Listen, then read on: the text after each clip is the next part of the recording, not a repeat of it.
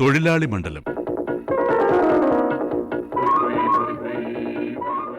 തൊഴിലാളി മണ്ഡലത്തിൽ ഇന്ന് ഇസ്തിരിയിട്ട് ഉപജീവനമാർഗം കണ്ടെത്തുന്ന ശ്രീശരണുമായുള്ള അഭിമുഖം.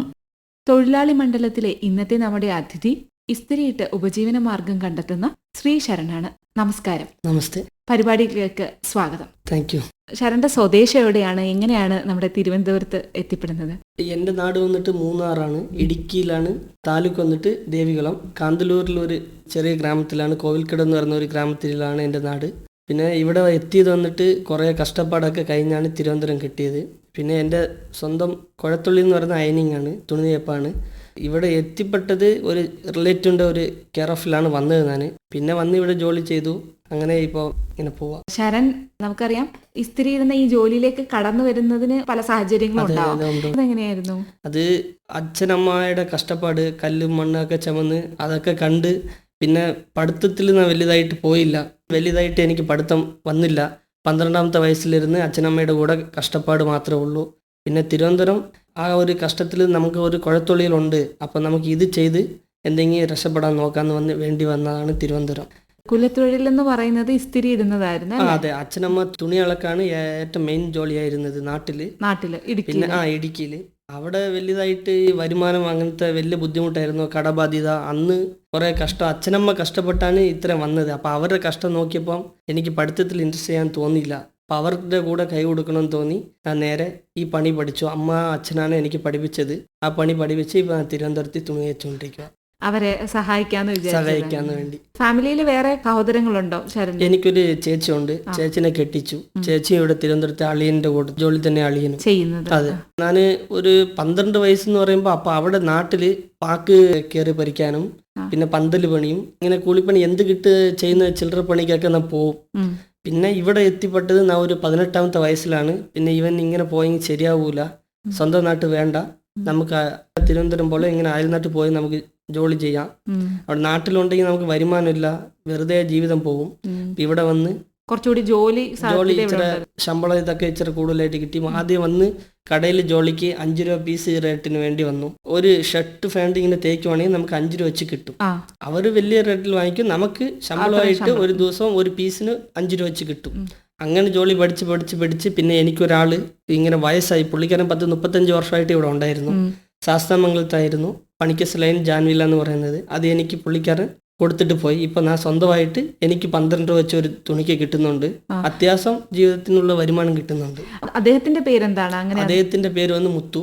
പുള്ളിക്കാരൻ വന്നിട്ട് പുളിയൻകുടി എന്ന് പറയുന്ന തമിഴ്നാട്ടിലുള്ള തിരുനെൽവേലി എന്ന് പറയും, ആ സ്ഥലത്തുള്ള ഒരാളാണ്. അപ്പൊ അദ്ദേഹം അങ്ങ് തിരിച്ചു പോയപ്പോ ആ ഒരു കടയല്ല, വീടായിട്ട് നമ്മൾ ഒരു തേപ്പ് വണ്ടി വെച്ച് ഉന്തി നടന്ന് ചെയ്യുന്നതാണ്. അപ്പൊ ഒരു തേപ്പ് വണ്ടി കിട്ടി അല്ലേ? അതെ, പുള്ളിക്കാരൻ തേപ്പ് വണ്ടിയും ആ ഒരു ഏരിയ എനിക്ക് കൊടുത്തിട്ട് പോയി. ഈ ഇത്രയും വീടുണ്ട്, നീ ചെയ്തോ, എങ്ങനെ ചെയ്യുന്നത് എടുക്കാൻ പറ്റുമോ എടുത്തോ എന്ന് പറഞ്ഞ് കൊടുത്തിട്ട് പോയി. പിന്നെ ഞാൻ പുള്ളിക്ക് ചെറിയതായിട്ട് ഇച്ചിരി ഒരു കടം വാങ്ങിച്ച് ഒരു 20,000 രൂപ കൈ കൊടുത്താണ് പറഞ്ഞു വിട്ടത്. അപ്പൊ പുള്ളി അത്രയും വരുമാനം ഇരുന്ന ഒരു സ്ഥലം എനിക്ക് കൊടുത്തിട്ട് പോയി. പുള്ളിക്ക് എന്തെങ്കിലും നമ്മൾ കൊടുക്കണം. അങ്ങനെ കൊടുത്ത് ഞാൻ അത് വാങ്ങിച്ചു. ഇപ്പൊ അച്ഛനും അമ്മ നാട്ടിലാ. അമ്മ നാട്ടില് ഈ തുണി അളക്കാൻ റിസോർട്ടിന്റെ തുണിയും അങ്ങനെ വരുന്നതൊക്കെ അളക്കി അവിടുത്തെ കാര്യങ്ങളായിട്ട് അമ്മ പോകുന്നുണ്ട്. ഇപ്പൊ അച്ഛനും ഞാനും ഇവിടെയാ. അച്ഛൻ കാട്ടാക്കടയാണ്. അച്ഛന് തുണി. ഇപ്പൊ അച്ഛൻ വന്നിട്ട് 12-13 വർഷമായി ഈ ജോലി എടുത്തിട്ട്. ഞാൻ വന്നിട്ട് ഒരു 3 വർഷമായിട്ടുള്ളൂ ഈ ജോലിയിലോട്ട് വന്നിട്ട്. അതില് ഏറ്റവും കൂടുതൽ നമുക്ക് ഇസ്തിരി ഇടാൻ ബുദ്ധിമുട്ടുള്ളത് ഏത് തുണികളാണ്? ബുദ്ധിമുട്ട് എന്ന് പറയുമ്പോൾ സ്റ്റാർ ചെയ്ത് തരുവാണെങ്കിൽ അത് വലിയ പാടാ. പിന്നെ ഫ്ലീറ്റ് പിടിക്കുന്നത്, അങ്ങനെ ഈ സെറ്റ് മുണ്ടായിട്ട് പൊങ്കാല സമയമൊക്കെ ഭയങ്കര ബുദ്ധിമുട്ടായിരിക്കും. സ്റ്റാർച്ചിങ് തുണിയായിരിക്കും. പിന്നെ സെറ്റ് മുണ്ട് ഇങ്ങനത്തെയൊക്കെ വരുമ്പോൾ നമുക്കത് ഇച്ചിരി നീറ്റായിട്ട് തേക്കണം. അങ്ങനെ കുറച്ച് സമയം എടുക്കും. അപ്പോൾ നമുക്കറിയാം ഇസ്തിരി ഇടുന്ന ഈ ജോലി എങ്ങനെയാണ് ചെയ്യുന്നത്, അല്ലെങ്കിൽ അത് എങ്ങനെയാണ് അതിന്റെ ഒരു രീതി എന്ന് അറിയാൻ പലർക്കും താല്പര്യം ഉണ്ടാവും. അതൊന്നും നമുക്ക് പറഞ്ഞുതരാം. അത് ഇച്ചിരി പാടുണ്ട്. അത് കരിപ്പെട്ടിയാണ് നമ്മൾ തേക്കുന്നത്. അപ്പൊ കരിപ്പെട്ടി എന്ന് പറയുമ്പോൾ ഭയങ്കര സേഫ്റ്റി ആയിട്ട് തേക്കണം, പൊട്ടി തെറിക്കുകയൊക്കെ ചെയ്യാം. അപ്പോൾ നമ്മൾ ഈ കരിപ്പെട്ടിയാണെങ്കിൽ ചാലയിൽ പോയിട്ട് ചിരട്ടക്കരി അല്ലെങ്കിൽ അടുപ്പ് കറി വാങ്ങിച്ചുകൊണ്ട് വരണം. അപ്പോൾ അത് 250 രൂപ ഒരു പാട്ട വാങ്ങിക്കണമെങ്കിൽ. ആ കരിപ്പെട്ടി വാങ്ങിച്ചുകൊണ്ട് വന്ന് ആ ഒരു പെട്ടി ചൂടാണെങ്കിൽ പോണെങ്കിൽ നമുക്കൊരു അരമണിക്കൂറെങ്കിൽ വേണം. പെട്ടിയിൽ ആദ്യം നമുക്ക് കരിയൊക്കെ ഇട്ട് സെറ്റ് ചെയ്ത് അതിൻ്റെ മുകളിൽ ചെറിയതായിട്ട് ഒരു മെഴുകുതിരി വാങ്ങിച്ചിട്ട് അതിൽ തുണി ചുറ്റി നമ്മൾ ചെറിയതായിട്ട് അകത്ത് വെച്ച് കത്തിക്കുന്നതാണ്. മണ്ണെണ്ണ ഇതൊക്കെ യൂസ് ചെയ്യാൻ പറ്റില്ല. അത് യൂസ് ചെയ്യുമ്പോൾ അതിൻ്റെ മണം ഷട്ടിൽ ഇതിലൊക്കെ കയറി പിടിക്കാം. അപ്പോൾ അത് കാരണം നമ്മൾ നേച്ചുറലായിട്ട് ഇങ്ങനെ കത്തിച്ച് പതുക്കെ ആ കണൽ കയറ്റണം. കണൽ കയറ്റിയാണ് നമ്മൾ അത് പെട്ടിയൊക്കെ ഫുൾ പെർഫെക്റ്റ് ആയിട്ട് ചൂടായി വരണമെങ്കിൽ അരമണിക്കൂർ പിടിക്കും. പിന്നെ തുണി തേക്കുമ്പോൾ അതിൽ നൈസ് തുണിയുണ്ട്, ഹാർഡായ തുണിയുണ്ട്. അപ്പം നമുക്ക് ഈ പെട്ടിയുടെ ചൂട് പറഞ്ഞാൽ മിനിമം ചൂടാണെങ്കിൽ നമുക്ക് നൈസ് തുണിയൊക്കെ തേക്കാം, ഷോള് ഇങ്ങനത്തെയൊക്കെ തേക്കാം. വില കൂടിയതുകൊണ്ട് വില കുറഞ്ഞതുകൊണ്ട്. അപ്പം വില കൂടി തേക്കുമ്പോൾ ഒത്തിരി ശ്രദ്ധിച്ച് തേക്കേണ്ട ഒരു സംഭവം. ചിലവർ പറഞ്ഞു കൊടുക്കും വില കൂടി സാരിയാ, നോക്കി തേക്കണം, പോയി കളയരുത് എന്നൊക്കെ പറയാം. അപ്പം നമുക്ക് അതിൻ്റെ പേടിയായി ഇരിക്കുമ്പോൾ നമ്മൾ നോക്കിയേ ചെയ്യാവൂ. ചില പാടൊക്കെ ഉണ്ട്, പേടിയും ഉണ്ട്, പണിയുടെ മേലുള്ള ആത്മഹത്യം ഉണ്ട്. അതില് ഇപ്പൊ ചൂടിന്റെ കാര്യം പറഞ്ഞു, അപ്പൊ നമുക്ക് ഇത് കൺട്രോൾ ചെയ്യാൻ പറ്റത്തില്ലല്ലോ ഇതിനകത്ത് ബോക്സില്. അപ്പൊ അതെങ്ങനെയാണ് അത് തുണി തരുമ്പോ തന്നെ എങ്ങനെ സോർട്ട് ചെയ്യുന്നത്? മീൻസ് അതായത് നമ്മൾ അവർ ഒരു കവറിൽ ചിലപ്പോൾ കൂടിയത് കുറഞ്ഞത് ചെറിയ നൈസ് തുണിയൊക്കെ തരും. അപ്പം നമ്മളത് എല്ലാം തിരിച്ചെടുക്കും. നൈസ് വേറെ സെപ്പറേറ്റ് ആകും, കട്ടി കൂടിയ തുണി സെപ്പറേറ്റ് ആകും. അപ്പം ആദ്യം നമ്മൾ തേക്കുന്നത് നൈസ് തുണിയായിരിക്കും. എന്താ പെട്ടി ചൂടായി വരുമ്പോൾ പതുക്കെ തേക്കും. പിന്നെ ഹീറ്റ് ആകുക നമുക്ക് കട്ടി കൂടിയ തുണി, സ്റ്റാർച്ച് തുണി ഇതൊക്കെ നമുക്ക് തേക്കും. പിന്നെ ഇതിലിപ്പം ഈ കനലിൽ ഈ പെട്ടിയുടെ കാര്യം പറഞ്ഞല്ലോ, ഇസ്തിരിപ്പെട്ടി, അത് മാറിയിട്ട് പുതിയ തരം ഏതെങ്കിലും ഇത് വന്നിട്ടുണ്ടോ? അതെ, ഇപ്പൊ പുതിയതായി ഇപ്പൊ ഒരു 2 വർഷമായിട്ട് ഇപ്പൊ ഞാൻ വന്നിട്ട് ഗ്യാസ് പെട്ടിയാണ് തേക്കുന്നത്. ഗ്യാസ് പെട്ടി ഇറങ്ങി കുറെ ദിവസമായി, പക്ഷെ കുറെ നാളായി, പക്ഷെ നമുക്ക് അറിയില്ലായിരുന്നു. പിന്നെ ഇപ്പൊ തിരുവനന്തപുരത്ത് വന്നിട്ട് ഒരു 4-5 വർഷമായി. പക്ഷെ ആ ഗ്യാസ് പെട്ടിക്ക് വില കൂടുതല. ഒരു പെട്ടി നമുക്ക് ശരിക്കും വാങ്ങിക്കണമെങ്കിൽ 9,500 രൂപ വേണം. അതായത് ഗ്യാസ് പെട്ടിന് മാത്രം 7,800. പിന്നെ നമുക്ക് ഗ്യാസ് കുറ്റി പോയി പമ്പിൽ പോയി പറഞ്ഞു വാങ്ങിക്കണം. അത് ഏത് കുറ്റി? ചെറിയ 5 കിലോയുടെ കുറ്റിയാണ് നമ്മൾ വാങ്ങിച്ചത്. ചിലവര് വലിയ കുറ്റി യൂസ് ചെയ്യും, പക്ഷെ വലിയത് നമുക്ക് എല്ലാ സ്ഥലത്തും എടുത്തോണ്ട് നടക്കാൻ പറ്റൂല. ചെറിയ കുറ്റിയാണ് നമ്മൾ യൂസ് ചെയ്യുന്നത്. അപ്പൊ ഇപ്പം കരിപ്പെട്ടിയെക്കാട്ടിലും ഒത്തിരി എളുപ്പമായി തോന്നുന്നത് ഗ്യാസ് പെട്ടിയാണ്. ചെറിയ കൈ പെയിൻ ഒക്കെ ഉണ്ടായിരുന്നു കരിപ്പെട്ടി തേക്കും. അത് വെയിറ്റും ഉണ്ട്, വെയിറ്റ് കരിപ്പെട്ടി. ഇപ്പോൾ ഗ്യാസ് പെട്ടി ആകുമ്പോൾ നമുക്ക് ഏത് തുണി വേണമെങ്കിൽ നമുക്ക് തേക്കാം. ഓഫ് ചെയ്ത് ഇടാം, കുറച്ചിടാം, അങ്ങനെ എല്ലാ സമയത്തും അതിലെല്ലാം അഡ്ജസ്റ്റ്മെന്റ്. അതെ, നമ്മുടെ വീട്ടിൽ നമ്മൾ ഇപ്പൊ ഒരു ചായ വെക്കണമെങ്കിൽ കത്തിച്ചിട്ട് ഫുള്ള് ഇപ്പൊ പാല് പൊങ്ങി വരുമ്പോൾ നമ്മൾ കുറച്ച് സിമ്മില്ല, അതേ സെയിം ഇതാണ് ഗ്യാസ് പെട്ടിയിലുള്ളത്. പിന്നെ ഇപ്പൊ കുറെ ഇറങ്ങി, കരിപ്പെട്ടി ഇറങ്ങി, ഗ്യാസ് പെട്ടി ഇറങ്ങി, അങ്ങനെ കുറെ തരം മാർക്കറ്റിൽ കുറെ അവൈലബിൾ ആണ്. പക്ഷെ എല്ലാം വിശ്വസിച്ച് തേക്കാൻ പറ്റൂല, തുണികൾക്കുള്ള ഡാമേജ് വരും. കരിപ്പെട്ടിയെക്കാട്ടിലും ഇപ്പം ഗ്യാസ് പെട്ടിയാണ് എല്ലാരും യൂസ് ചെയ്യുന്നത് തിരുവനന്തപുരം ഫുള്ളും. ശരൺ സഞ്ചരിച്ചുകൊണ്ടല്ലേ ഇത് ചെയ്തുകൊണ്ടിരിക്കുന്നത്? അതെ, ഒരു വീട് തേച്ച് കഴിഞ്ഞാൽ അടുത്ത വീട്ടിലും അങ്ങനെ എല്ലാം. എത്ര മണിക്ക് പോവും? രാവിലെ ഒരു 8 മണിക്ക് തുടങ്ങിയ രാത്രി കണക്കില്ല, നമ്മള് ഓവർ ടൈം ഒക്കെ ചെയ്യും. അതെ, എന്താ വെച്ചാൽ നമുക്ക് അന്നത്തെ ഒരു വരുമാനം വേണമെങ്കിൽ കടബാധ്യതയൊക്കെ ഉണ്ട്, പലിശ കൊടുക്കണം, അങ്ങനെ കുറെ പ്രശ്നമുള്ള കാരണം നമുക്ക് ഓവർ ടൈം ആണ് നമ്മൾ പണിയുന്നത്. അപ്പൊ 8 മണിക്ക് തുടങ്ങുകയാണെങ്കിൽ ചില ദിവസം 7:45 അല്ലെങ്കിൽ 8 മണിയാവും, 9 മണിയാവും. അത് കണക്കില്ല. രാത്രിയാണ് മാക്സിമം വീട്ടിൽ കയറുമ്പോൾ 10 മണിയാവും.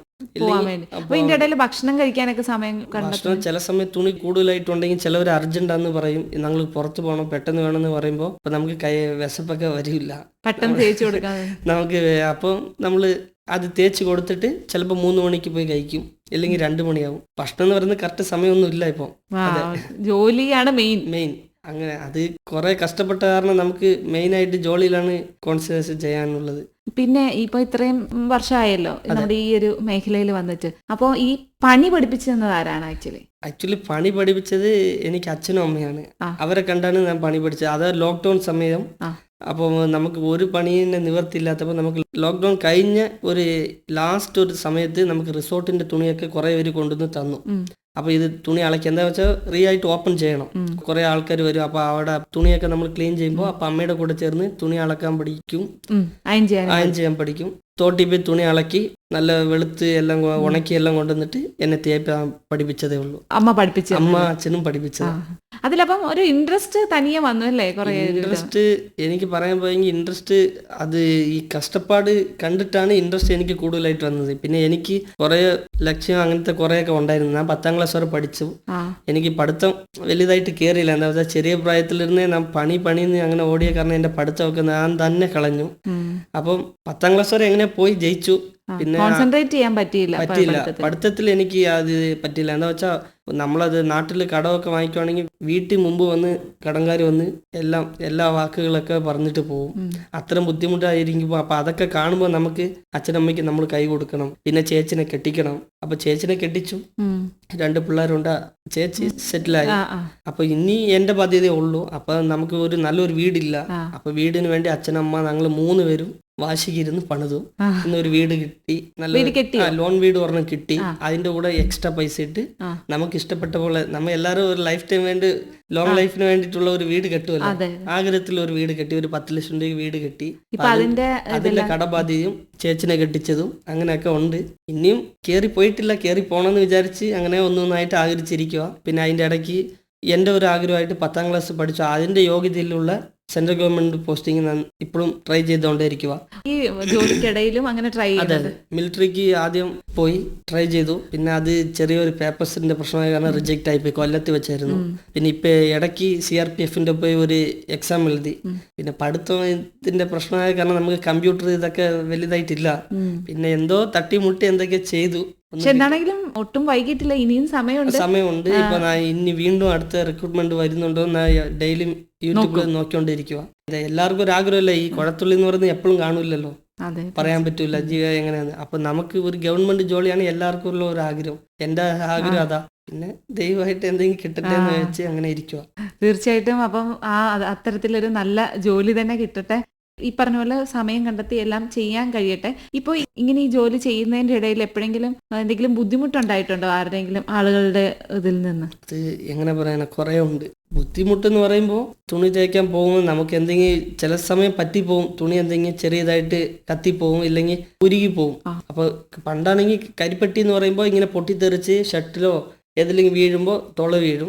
ഇപ്പം അങ്ങനെയല്ല. ഇപ്പം ഗ്യാസ് പെട്ടി ആയ കാരണം നമ്മൾ ഇച്ചിരി ചില സമയം ശ്രദ്ധിച്ചില്ലെങ്കിൽ തുണിയുടെ കംപ്ലൈൻറ്റ് വരും. അപ്പം അങ്ങനെ വളക്കൊക്കെ കിട്ടിയിട്ടുണ്ട്. ചിലപ്പോൾ വലിച്ചെറിഞ്ഞ് മേത്തിട്ടിട്ടുണ്ട്, ദേഹത്തോട്ട് വലിച്ചെറിയും. അത് ദേഷ്യവരും. അത് എന്താ വെച്ചാൽ അവരുടെ പുതിയ തുണിയായിരിക്കും, നമുക്കതറിയില്ല, അവർ പറഞ്ഞു കൊടുക്കൂല. അങ്ങനെയൊക്കെ ഉണ്ട്. ഇപ്പം അതിൻ്റെ പ്രശ്നമില്ല. ഇപ്പം എല്ലാവരും നല്ല ബന്ധുക്കൾ പോലെ എല്ലാവരും നല്ല സ്നേഹമായിട്ട് സംസാരിക്കും, സ്നേഹമായിട്ടാണ്. പിന്നെ ഞാനും ഒത്തിരി നോക്കിയാണ് എല്ലാ പണിയും ചെയ്ത് നീറ്റായിട്ട് ചെയ്തു കൊടുക്കുള്ളൂ. വന്ന സ്റ്റാർട്ടിങ്ങിൽ എനിക്ക് ഇങ്ങനത്തെ ബുദ്ധിമുട്ടൊക്കെ ഉണ്ടായിരുന്നു.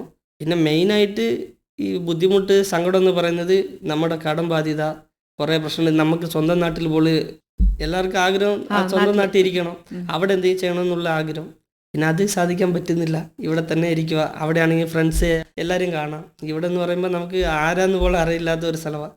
വണ്ടി ഉന്തും, റോട്ട് വിളിയൊക്കെ ഒന്നുമ്പോൾ നമുക്ക് ചെറിയ സങ്കടമൊക്കെ കാണും. നമ്മളെപ്പോലെ ഏജിലുള്ളവരൊക്കെ നല്ല ബാഗ്, യൂണിഫോം എല്ലാം ഇട്ട് നടക്കും. നമുക്കത് ചെറിയ സങ്കടം. പിന്നെ അത് ശീലിച്ചു പോയി.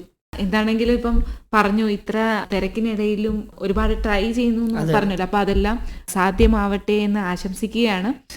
പിന്നീട് ഇങ്ങനെ ഈ ജോലി ചെയ്യുന്നതിനിടയിൽ ഏറ്റവും സന്തോഷം തോന്നിയ ഒരു മൊമെന്റ് ഓർത്തെടുക്കുമ്പോൾ പറയാം. സന്തോഷം എന്ന് പറയുമ്പോൾ ഡെയിലിയും കാണും. അതായത് നമ്മൾ ഒരു 100 രൂപ 150 രൂപയ്ക്ക് തേച്ചു കൊടുക്കാൻ അവർ 200 കയ്യിൽ തരും. കുഴപ്പമില്ല, വെച്ചോന്ന്. ഇപ്പൊ ഞാൻ ജോലി ചെയ്യുന്ന സാറേ അങ്ങനെയാ. എനിക്ക് എന്തെങ്കിലും സഹായം അവരായിട്ട് ചോദിക്കും, എന്തെങ്കിലും ബുദ്ധിമുട്ടുണ്ടോ, ഇന്ന് ഭയങ്കര ക്ഷീണമാണല്ലോ, എന്തെങ്കിലും വേണോ, വെള്ളം വേണോ. എല്ലാവരും നമുക്ക് ആറുതലായിട്ട് എല്ലാം പറയും. മനസ്സിന് നമ്മൾ അന്ന് ഇത്തിരി കഷ്ടപ്പെട്ട് വണ്ടി ഉന്തിക്കൊണ്ട് വന്ന് അവിടെ നിർത്തുമ്പോൾ ഇങ്ങനെ വേർത്ത് ഡ്രസ്സൊക്കെ നനഞ്ഞിരിക്കും. അപ്പോൾ അവർ അതുപോലെ തേപ്പാറിനെല്ലാം അങ്ങനെ ഇല്ലാണ്ട് അവരുടെ ഒരു സ്വന്തം വീട്ടിൽ ആൾ പോലെ വിചാരിച്ച് അവർ എല്ലാം വെള്ളം തരും, ചിലവർ ചോറ് തരും. അതൊക്കെ ഒരു സന്തോഷമാണ്. ഹാപ്പി ആയിട്ടാണ് ഇരിക്കുന്നത്. ഇപ്പോൾ ആദ്യം വന്ന സമയം ചെറിയ സങ്കടവും ഭയമൊക്കെ ഉണ്ടായിരുന്നു. ഇപ്പം അതല്ല. എല്ലാവരും നമ്മളെ സ്വന്തം പോലെ നമ്മളെ നന്നായിട്ട് നോക്കുന്നു. അവൻ തമിഴ്നാട്ടിൽ നിന്ന് വന്നവനോ അങ്ങനെയൊക്കെ ഇല്ല. ഇവിടെ നല്ലതായിട്ട് ജീവിക്കാൻ പറ്റുന്നുണ്ട്. അപ്പോൾ എന്താണെങ്കിലും ശ്രീശരണ് എല്ലാവിധ ആശംസകളും അറിയിക്കുകയാണ്. ഇത്രയും കേട്ടതിൽ നിന്ന് മനസ്സിലായി, ഇത്രയും കഠിനാധ്വാനത്തിനിടയിലും ഒരു ജോലി കിട്ടണം എന്ന് പറഞ്ഞാൽ അതിന്റെ എക്സാംസിന് ട്രൈ ചെയ്യുന്നുണ്ട്. അപ്പൊ പഠിക്കാനും ഇതിന്റെ ഇടയിൽ അറിയാം. ഓവർ ടൈം വരെ വർക്ക് ചെയ്തിട്ടാണ് ഈ കാര്യങ്ങൾക്കെല്ലാം വേണ്ടി ശ്രമിക്കുന്നത്. അപ്പൊ അതിനുള്ള അവസരങ്ങളും എല്ലാവിധ അനുഗ്രഹങ്ങളും ശരണ് ഉണ്ടാവട്ടെ എന്ന് ആശംസിക്കുകയാണ്. നമ്മുടെ സ്റ്റുഡിയോയിൽ എത്തിയതിന് ഒരുപാട് നന്ദി. Thank you so much. തൊഴിലാളി മണ്ഡലത്തിൽ ഇതുവരെ കേട്ടത് ഇസ്തിരിയിട്ട് ഉപജീവനമാർഗം കണ്ടെത്തുന്ന ശ്രീശരണുമായി സെവിൽ ജിഹാൻ നടത്തിയ അഭിമുഖം. നിർവഹണ സഹായം സുനിത ആനന്ദ്.